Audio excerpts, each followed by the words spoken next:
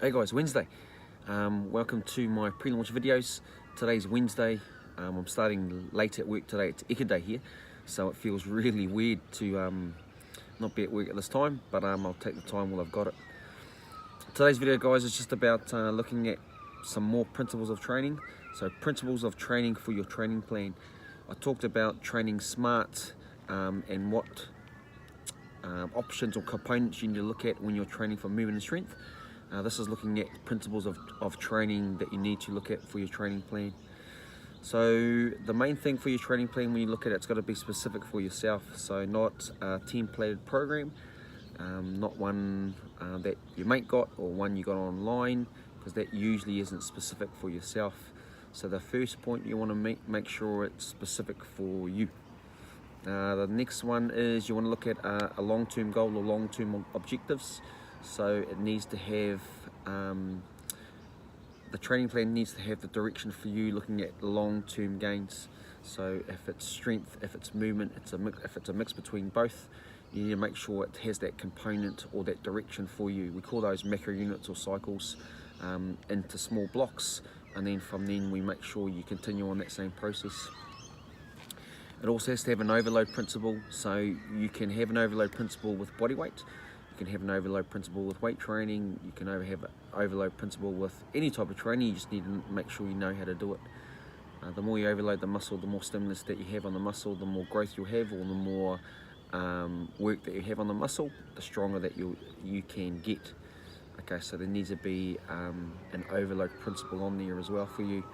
What that, guys, you also need, it needs to be progressive. So a progressive overload. So if you're new to training or you haven't trained for a long period of time, don't go and blow out the body, because the body doesn't like that. Just do it slowly and progressively for that one. An individual response, guys. Individual response is another a principle. So individual response is that each program will have a different individual response for that type of training. So it takes some time to find out what the best type of training works for you. So what might work for your friend might not work for you, or might work for your family member. Each type of training has different variables or different ways or different methods. You just need to understand the methodology behind it, and if you like that, and if it heads towards your overall goal that you want. Also, you need to make sure that in your training principles, you've got to have a warm up and a cool down. Always warm up, always cool down. Before you get on that bar, if you're weight training, make sure you go through your 2 to 3 rounds of a progressive warm up. Make sure that you open up your hips, make sure you look after your injuries.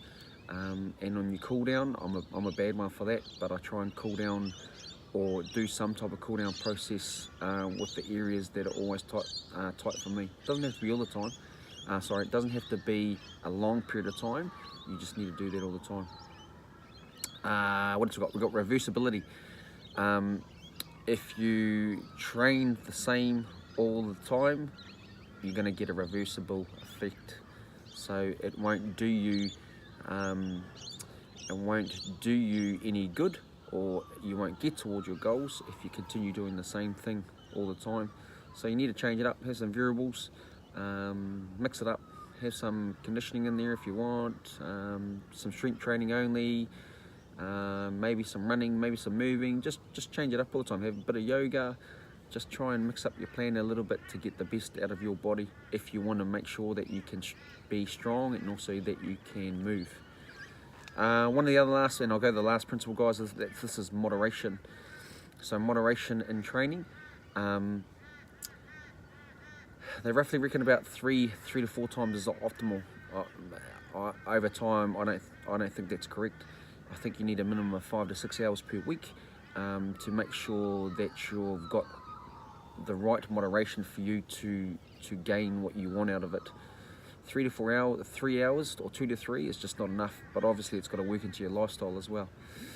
So guys, from the top, specificity we want to look at. When we look at a long-term goal, we want to make sure that we have an overload principle on there. It's got to be progressive. Everyone has an individual response. Have to have a warm-up and cool down. There's got to be Make sure there's not a reversible effect, that you're not doing the same training all the time, and it's got to be in moderation. Alright guys, if you need a hand with anything, let me know, message me.